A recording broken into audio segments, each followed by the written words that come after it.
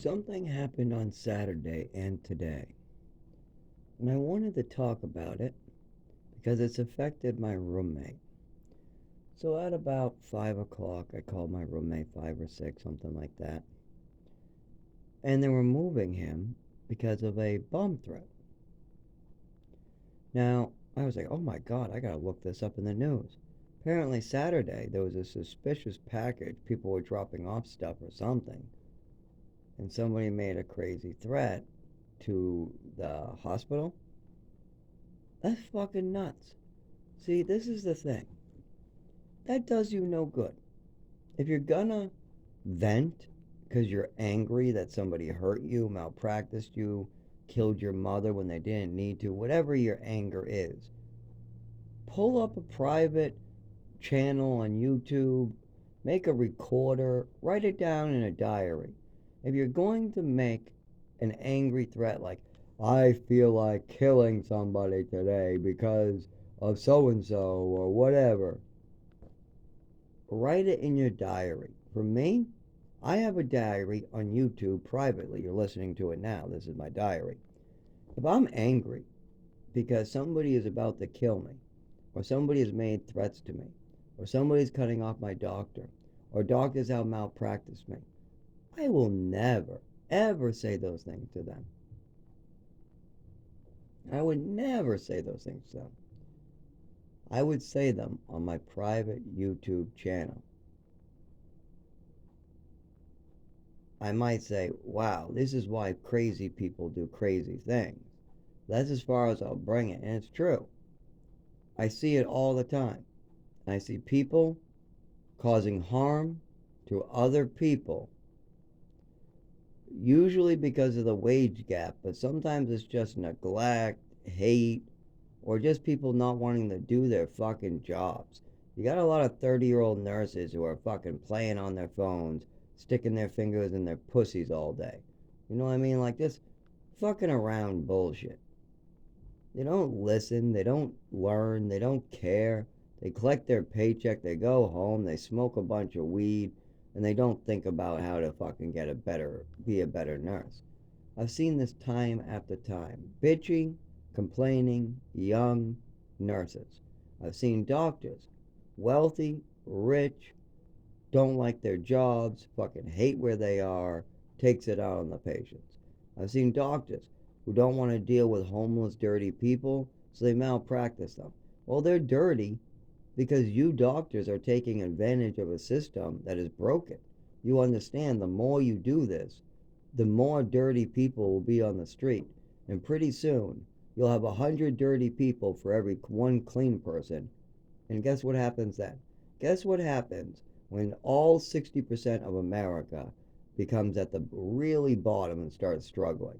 Right now, we got about 20% of America really, really like struggling. You got people making 24,000 a year, and yet they're having trouble finding housing or getting a house. You got people young, they don't have no credit at all, and they can't get a house or nothing because they can't start their credit lines. You got people who are working two jobs, yet they can't rent. You got people who are working as like teachers, but yet they can't make ends meet and can't raise their family. They have to do a teaching job, a night job, and their husband has to work. It's getting fucking nuts. When people start getting sick, when the rich take advantage for too long, it does a number. So now they're dividing. I see it all the time. People who are in the same situation, fighting each other, making each other's situation worse. Meanwhile, we're all going to end up at the bottom if we continue doing that. If you want a better world, there's two things that has to happen. One, you got to stop lobbying, and then you got to make equality. If you work more, you get more. But not in when inflation goes up, wages all have to go up like they were the year before. You can't be shifting money around. You can't be bribing politicians, and you can't be poisoning or hurting the public in secret. You can't come up with scams what the government can't stop. Or like for instance, let's say the IRS. Did you know over 90% of IRS cases are against people at the bottom that can't defend themselves, can't afford an attorney. Do you know why it is? Did you know why the IRS goes after poor people only? I mean, poor people pay more in taxes than rich people. Did you know that? Per percentage, we sure do. So why would we also be the people in court having to take days off of work, losing money, fighting the IRS, even though we don't even have an attorney? Why would we be the ones? Did we cheat on our taxes? No. A lot of these poor people have no way to cheat on their taxes. Fuck no. That's a rich person's thing. Cheating on taxes. That's for Trump. That's for the rich people. That's for the people who make more than 100,000 a year. Those are the people try to cheat on their taxes. How about companies cheating on their taxes? How about rich people cheating on their taxes? How about upper middle class cheating on their taxes? No, no, no. IRS doesn't want to touch them. Why? Because the IRS has been getting their funding cut. So the amount of money they can put into fighting rich people in court with attorneys is limited. So what they do is they target the weak and the defenseless so they don't have to spend any money doing these things to get money out of the public. So when the government wants more money, they'll just file IRS agents to go to the lower classes who make something like 24 to 20,000 a year, and they'll audit them, find who knows what, just some bullshit. They always find something. And then you find out they want some money even though they owe you. A lot of times the IRS owes poor people a lot of money, and you'll find out that you got to pay them. And then when you get a good attorney later, they'll laugh and go, wow, they screwed you. No, they owe you money, really. Really? They made me give them $1,800. They said I owed them. The IRS said I missed some taxes.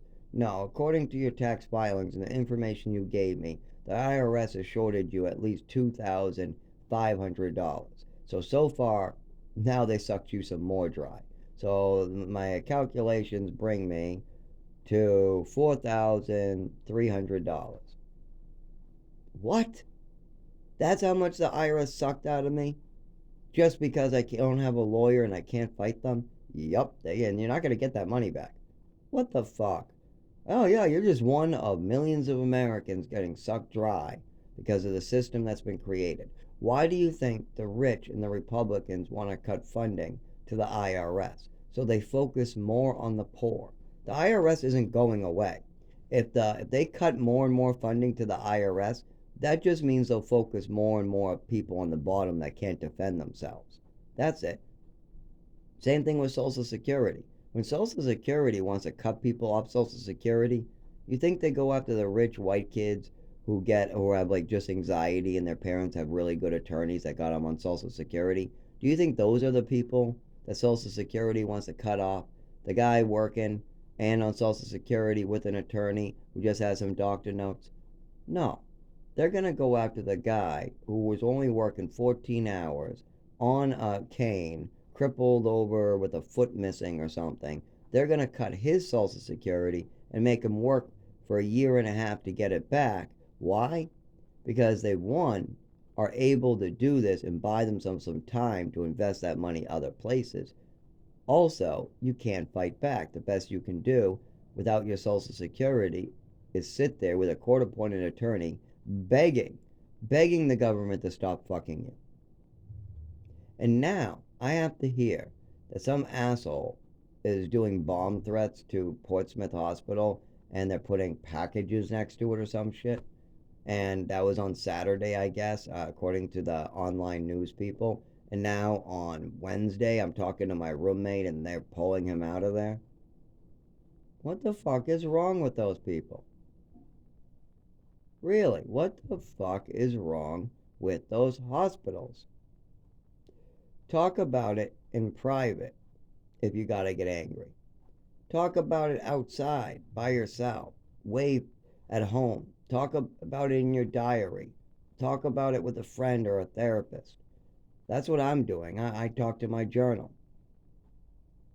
If people are malpracticing me and I'm going to be in danger and my mental health will be affected because I have to live in the woods, I mean, tell me one person that could live with $0 in the woods for the rest of their life because somebody else crippled them, did stuff to their body, cut off their doctors, cut off work, cut off everything they need to survive.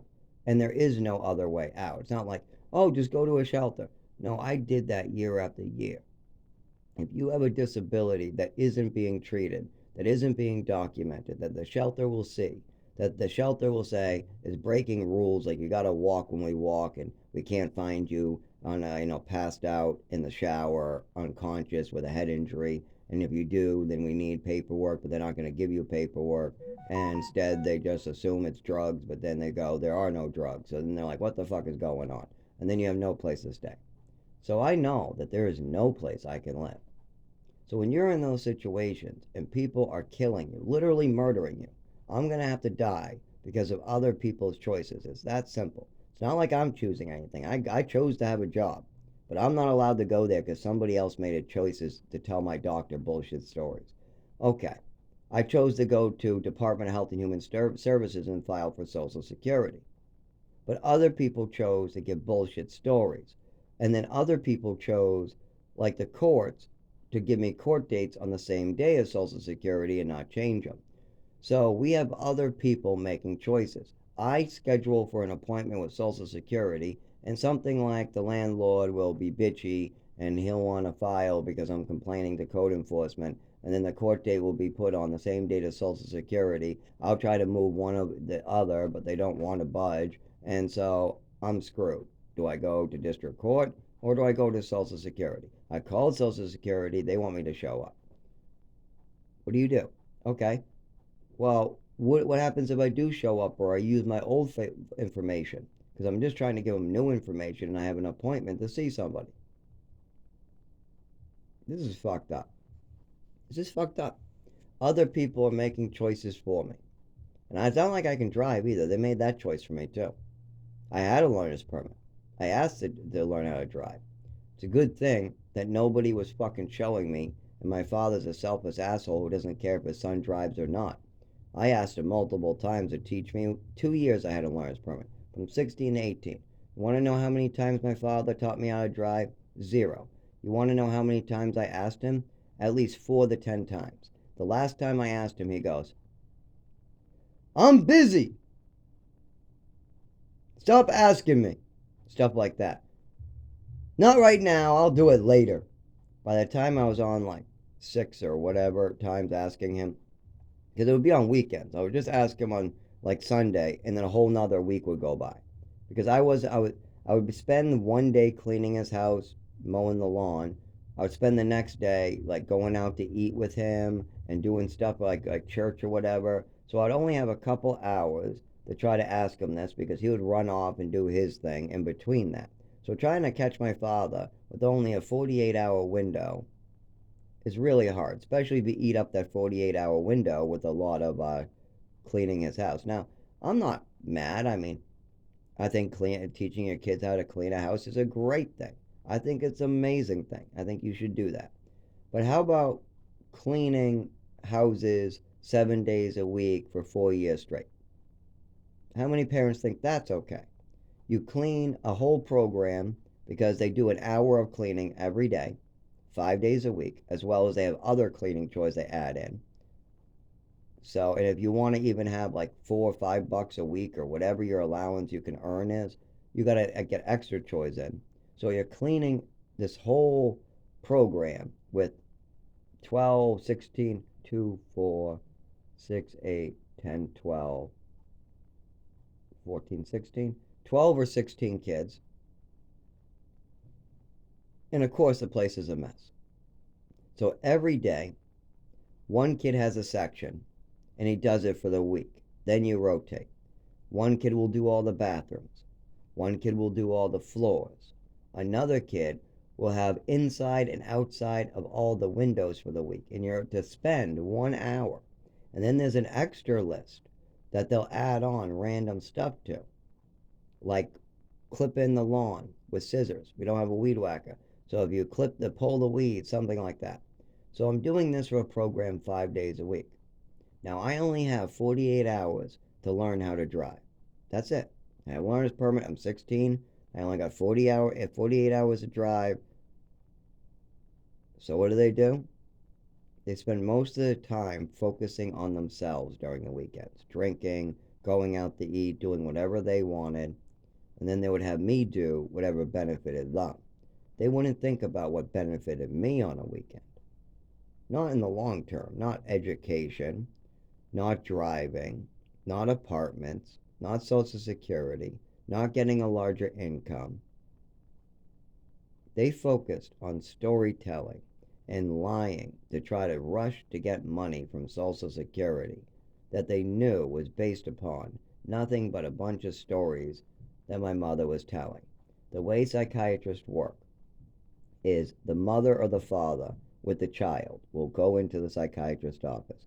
And a psychiatrist is only as good as the information you give them, and nothing can be proven or disproven.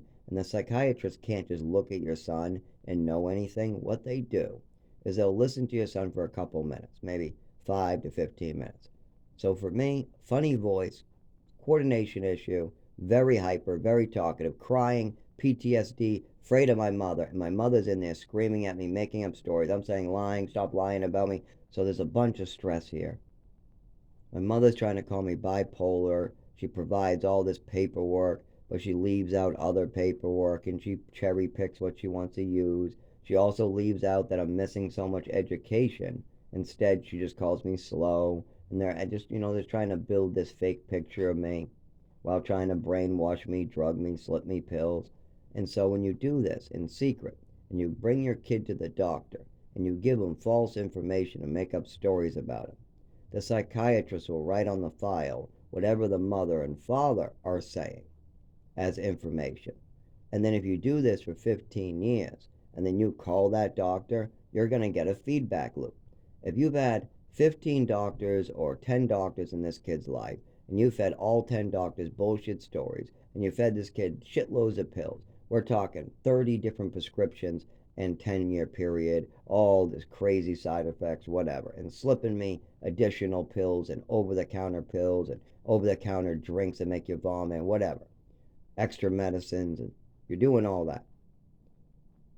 And then when your kid's 20, you call up the doctor and say, hey, my kid thinks he's epileptic. What do you have?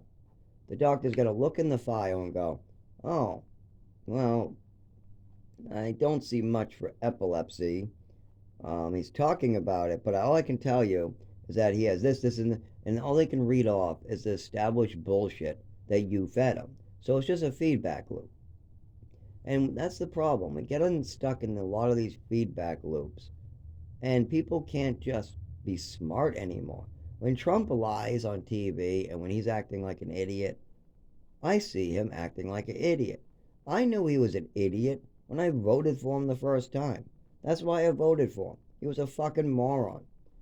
That's it. He was a rich moron who I figured had ties with billionaires and corporations and might have needed money. He probably needed a lot of money. I can read him like a book. I can read Trump like a book. Now, Biden, he just looks like an old man who's starting to go senile, like losing it slowly. So that's all I can get. I can't get much off of him. I can read about him, but I can't read his personality. It's locked up. He's very good at locking it up. Very serious personality. Very poker face. But Trump doesn't have a poker face. Trump has no fucking poker face. Can't anybody read a fucking poker face in America anymore? Can't anybody just look at somebody and then talk with them? Because there's one thing to look, okay? Now Trump has the look like he's okay. I'm top class and smart. Okay, and I have the look like okay. He has a funny voice, funny walk. He must be disabled. But when you talk to somebody and you listen to the words coming out of their mouths, and when they answer questions in certain ways, it just shows you who they are. When somebody shows you who they are, you should listen to them. And I've seen this in America time after time after time after time. Some wealthy business owner will lie through his teeth, obviously with plenty of proof to back that he's lying, and then some innocent poor person will get hurt, crippled, broke, have his money taken, maybe even die, because somebody else wants to avoid responsibility, gain money, build a bigger corporation, take advantage, suck somebody dry. you benefit themselves at the loss of somebody else. Or maybe they just don't know that their choices and the words they say have consequences for other people. When Trump says things on TV, words, it has real life consequences for some people. If Trump says that Haitians are going to kill Americans or they're killing dogs or something or whatever, it, that's there might be Haitians that get beat up. There might be some white rednecks that have no clue what the fuck is going on, and they just go nuts. And they, I love my dog. I'm going after. I'm gonna shoot that fucking Haitian next door. It's it's just nuts. You know that Haitian story came from a little old lady that lost her dog and lost her cat. For one, there was a cat involved too, or I forget. I think it was just a cat. But anyways, dog or cat. She lost her animal, little old lady. She had a next door neighbor who was Haitian. She reported to the police that her next door neighbor ate the cat. The police put the report in, and the news took the story. About a couple of weeks later or so, the little old lady found her cat in the basement, or dog in the basement. The next door neighbors had nothing to do. She had got her dog back. So the story they're running with, they know is false. But do you think anybody is fact checking this Haitian dog eating?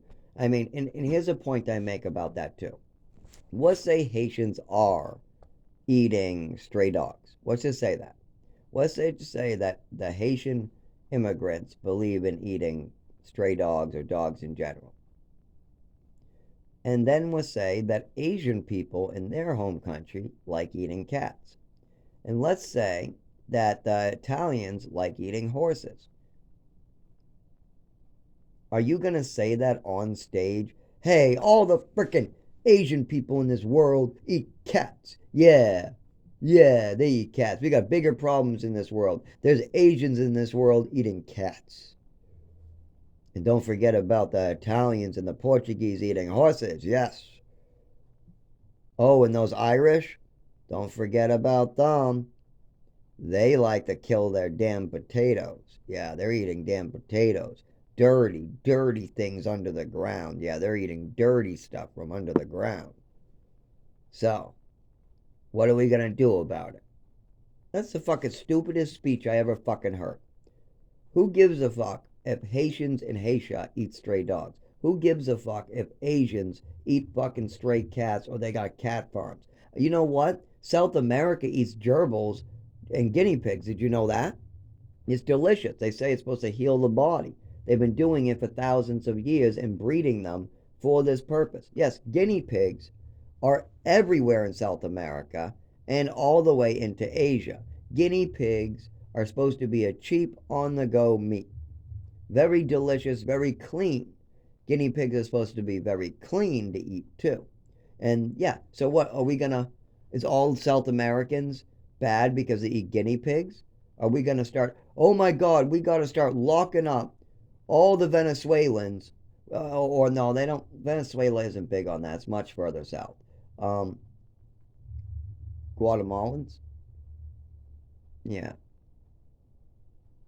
because they went to Guatemala, Colombia, all different parts of South America. They also went to Vietnamese and yeah. Anyway, so let's say that people are eating guinea pigs. What we know, a lot of the world does eat guinea pigs as a just on the go. They're raised really easily for that purpose.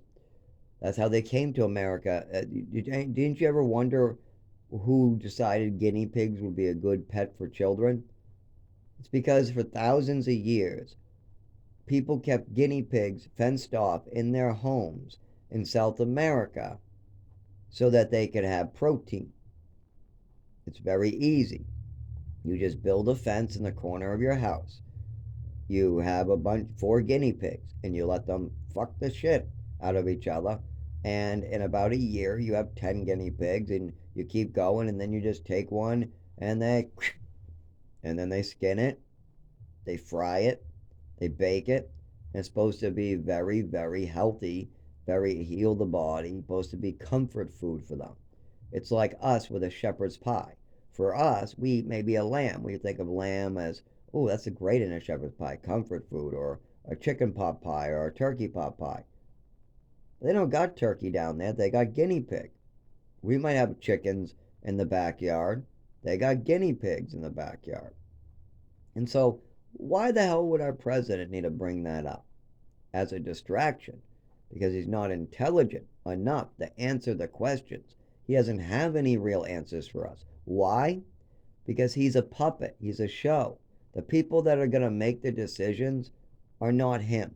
Trump isn't going to make his decisions. Same thing with the Democrats. There are billionaires behind the Democrats that will make the decisions. Trump doesn't need to know shit. There's already a billionaire ready to tell him what to do. Oh yes, there'll be big pharma, and there'll be plenty of pharma, the other companies ready to throw him money to tell him what to do, as well as the Republican Party will take donations from everybody. Be like, it's time, we're in, give us money. Yeah, we'll tell him what to do. Yeah, tell us right now. We'll put a little birdie in his ear, and then Trump will sign things, and then the media will try to blow it up to be a great thing, and then 10 years later, we're all fucked. Or even 1 year later, we're all fucked. So no matter who we vote for, we're going to be fucked unless we all agree to start working together. And if you're going to be mad because the system is broken and you might die, or somebody's hurting you, or somebody's poisoning you, for one, tell the truth and speak up. Speak it up to everybody. I know this is embarrassing. Everybody wants to shoot you down. Nobody gives a fuck. The hospitals don't want to spend the money, whatever. But you got to keep talking about it until you're better. Number two, if you're going to get angry like I do, I mean, I've had 25 years of suffering and they're still trying to hurt me. Doctors still malpractice me on my mother's word, and she's not even alive anymore. I vent and I get angry. I mean, what do you do after 25 years? You got to live in the woods. That's what happens next. I'm going to be dead living in the woods. But I would never make a verbal threat to a hospital. I mean, somebody could try to blow it out of proportion, steal a video footage, take it out of, and you know how people are. You could send something on YouTube, then they pull it and they transfer it and then they send it, and then who knows what people will do. But as far as your own private YouTube, if you're honest, you tell the truth, all they're doing is evil acts to hurt you. If you're venting on a phone and you're making it a private account and you're doing these privately to yourself, or if nobody's watching them and you're just holding them there and you're saying things like, God damn it, I wish these people would stop hurting me. I feel like melting their faces off, blowing myself up. Well, yeah, that's okay to vent. I mean, it's better than people doing it. I mean, I've already had people commit crimes against me worse than torching somebody's face. I had my internal organs destroyed for the rest of my life. Skin, that's just looks. You can live to the age of 60 with your skin melted. You can have your building blown up and everybody can survive. But if somebody actually is actively hurting you and you're already lost parts of your body and you got more parts of your body about to be gone because somebody is actively doing something illegal against you, causing damage to your internal organs, that's a lot worse than talking about how that makes you feel like you're going to have to do something while you're living in the woods because your mental health will be affected. But you know what they're going to do? They're going to lock people up because they hurt them or did something. That's what's going to happen to me soon. My father set it up. I'm just talking about my health and my mental health, but you know how these things work. I talk about how I got hurt by doctors and the government and my mother and father, and then proof starts piling up and my injuries start piling up. So then they decide the cheapest, easiest way to deal with me is to hurt me, have me homeless, cut off benefits, whatever, until I get enough money to afford a lawyer, and then everybody goes, oh my God. But that doesn't fucking happen. Instead, they'll lock you up for a couple of years, and then when you go out, you'll be crazier than hell, and you really will blow something up. That's how it happens. You talk about something, somebody does something horrible, somebody blames you for something, or somebody tries to blame their shit on you, or who knows what happens. You do time, injured, you come out worse than ever, doing somebody else's time, and then they boom. That's how this shit happens. And now, apparently, there's shit going on at Portsmouth Hospital on Saturday. Thank God. I was all the way in Rochester that time, so I was good. We didn't get to Portsmouth Hospital until Tuesday, so we know we're good there. I would never do anything like that anyways. I would talk about it on my video and then smile at them. That's it. Lowell has to get hit first. We got Massachusetts first. We got Maine next. Then we can hit Rochester. Then we can hit Florida. So if I'm going to do something stupid, I got a lot of locations to hit. Texas is one of the only states that decided to not violate my rights and violate my body and cripple me. Literally drug me and cripple me. Let a woman with a mental health disorder try to brainwash me and fuck with my head, but also slip me pills, destroy my body. Meanwhile, in Westford, before Texas, she already did something really fucked up with my body, destroying my nervous system for life. And she's trying to hide it from me, my father, the doctors, and she's covering it up by making up stories about mental illnesses. Maybe they won't look at his physical illnesses in his body, his legs, his arms. Maybe nobody will pay attention to the fact he talks funny if I call him mentally ill. Then they'll chalk his funny talk up to being mentally ill. And then it'll be a big circle that I can put him in at 7 years old. We can lock him in the circle at 7. It didn't work. My mother tried to lock up the circle. She started to get herself into trouble. She started to notice, oh fuck, I'm fucked. But then she wanted to go to Texas. She got an opportunity to bury everything. But Texas wasn't going along with her bullshit either. New Mexico, they were just fucking putting me in a cabin with a bunch of random people that didn't have a lot of experience with no teacher. Night staff were being pulled on, and that's who was got abusive. Anyway, so you have New Mexico, no good, but also no drugs, no destroying my body. The worst thing that happened is I had a seizure in the woods, food poisoning. That's it. That's probably the worst permanent damage that could be done to my body. Seizure, food poisoning can cause permanent damage. But other than that, it might have been chokings, mental abuse that can cause permanent mental damage. But luckily, I've learned how to try my best to move on when somebody tries to mentally hurt you and violate you and do horrible things and fuck with your head. So Toby was nothing.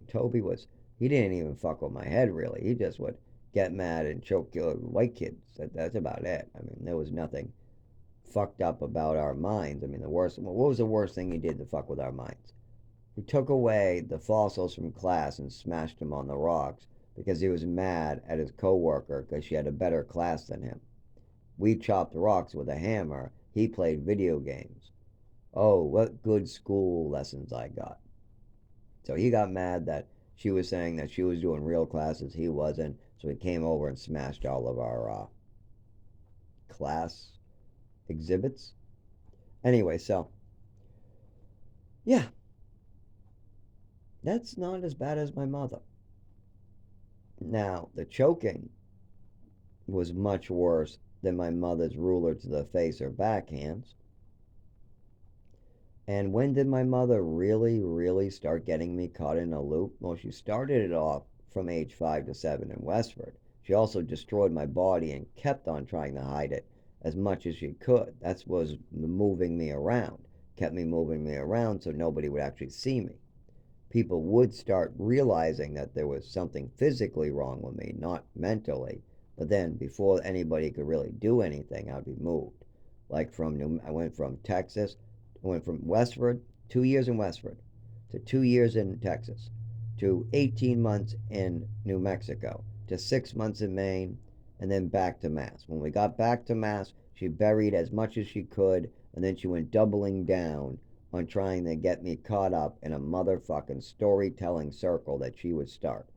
And it worked that time. She just kept on getting more and more doctors to sign off on fake mental illnesses, and she kept on pouring more and more drugs into my body, slipping me drugs, giving me drugs. It's fucking drugs, drugs, drugs. And trying to brainwash me, telling me you need these pills or you get sick. You should never mix alcohol with these pills, and you should always take them. If you stop taking these pills, you could have a bad reaction. If you stop taking just stuff like that over and over, and then she'd try to convince me I had illnesses, like I was playing with action figures. She would tell me that means I'm schizophrenic because I'm making the action figures talk. Hey, guy, you gotta protect the fort. No, I don't want to protect the fort. I gotta grab the girl. Okay, you grab the girl. I'll protect the fort. And then my mother would come over and go, you know, you should ask for schizophrenic medication from the doctor. Huh? Why? Because you're making the dolls do voices, and that means you're schizophrenic. It means you hear voices. I go, I don't hear voices. I have a kid, Michael, across the hall in the program. He's schizophrenic. He hears all different types of voices in his head. I got one voice, and that's mine. Now, my voice, when I shoot it out my mouth, sucks. My nervous system sucks, so my speaking sucks. But my head, the voice in my head, is my voice. Nobody else's. I don't know what the fuck you're talking about that shit. Find out later, my mother knew if she could drug me with schizophrenic medication, I would start developing schizophrenic symptoms. There's a thing called medication-induced schizophrenia. If you give children who do not have schizophrenia schizophrenic medication, they have horrible, horrible side effects that look like they're schizophrenic.